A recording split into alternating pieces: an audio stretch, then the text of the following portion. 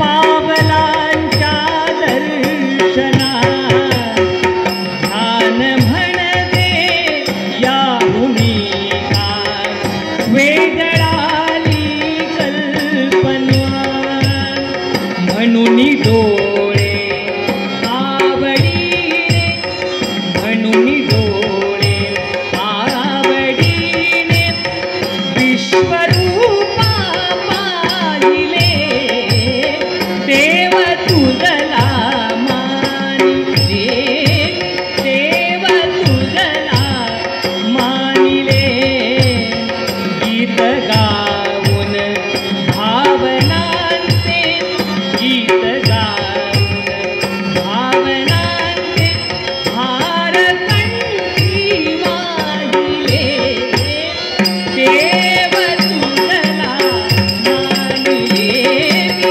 देव तुझला मानिले देव तुझला मानिले मृत्युंजयाय रुद्राय नीलकंठाय शंभवे अमृतेशाय शर्वाय महादेवाय ते नमः महादेवाय ते नमः हे माझ्या पिनाकपाणी डमरूधरा नागभूषणा मोरा हे गिरिजावरा नीलकंठा तुझ्या पूज्य आणि पवित्र चरणी 33 कोट देवतांचा अधिपती देवराज सादर प्रणाम करतो सादर प्रणाम करतो 2000 हस्ते तोच आदिती कश्यप नंदन देवराज देवेंद्र शतयज्ञांचा प्रारंभ करू शतयज्ञावर स्वतःचा प्रभुत्व मिळवू या देवतांचं अधिपतीपद आम्ही स्वीकार खरोखर मनोमनी समाधान वाटतं त्यांच्या देवर्षींच्या मार्गदर्शनानं भक्ती मार्गाची कास धरून नवखंड पृथ्वी आणि 10वा खंड म्हणजे काशी त्या काशीसारख्या पुण्यवंत क्षेत्री ज्या देवराजानं शतयज्ञ आरंभिले शतयज्ञ आरंभित असताना नानाविध संकट आमच्या जीवनात आली पण ते आम्ही आद्य विनायकाची भक्ती करून त्या संकटांवर मात करून आम्ही शतयज्ञ पूर्ण केले आणि त्याचवेळी हे देवतांचं अधिपतीपद या देवराजाला मिळालं ही पुष्कर मालिनी देवस्थापा स्वर्णाब्जाचा रथ आहे ऐरावताचं वाहन आहे नव्हे तर 32 पायऱ्यांचं आहे रत्नजडित सुवर्ण सिंहासन पारिजातकासारखा दुर्लभ वृक्षजाच्या सानिध्यात आहे नव्हे तर अष्टरंबाजाच्या अधीन आहे तोच आदिती कश्यप नंदन देवराज देवेंद्र हो खरोखरच मनोमनी समाधान वाटतं आज 33 कोट देवतांचं अधिपतीपद म्हणून आम्ही स्वीकारलंय साऱ्या देवदेवतांना न्यायदान आम्ही देतोय पण भगवान निमित्त मात्र आम्ही होते करता करविता तर तू आहेस हे माझ्या दयेच्या देवा हे शंभू महादेवा तुझा आशीर्वाद माझ्या मस्तकी असल्यामुळे माझ्या जीवनात सुखाच्या या मधुर राशी येत आहे तुझा आशीर्वाद सदोदित मस्तकी असू दे सदोदित मस्तकी मधुर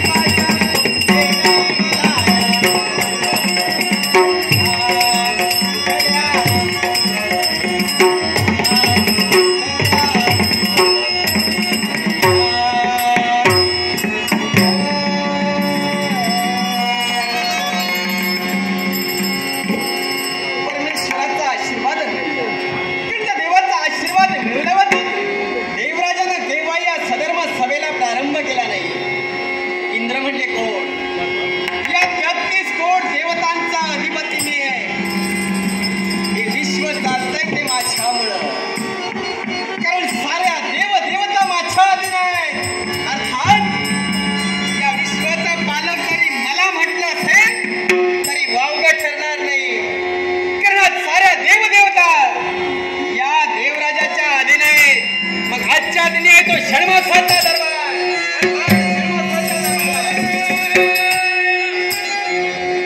देव दरबारात या देवतांच्या सुधर्म सभेत माझी उपस्थिती का? आज आहे तो षण्माचा दरबार. मग या दरबारभराशी न थांबता देवराजाला आपण आल्याची झाली कोण देवर्षी? या देवतांच्या सुधर्म सभेत तुमचं स्वागत आहे. देवराज प्रणाम करतोय.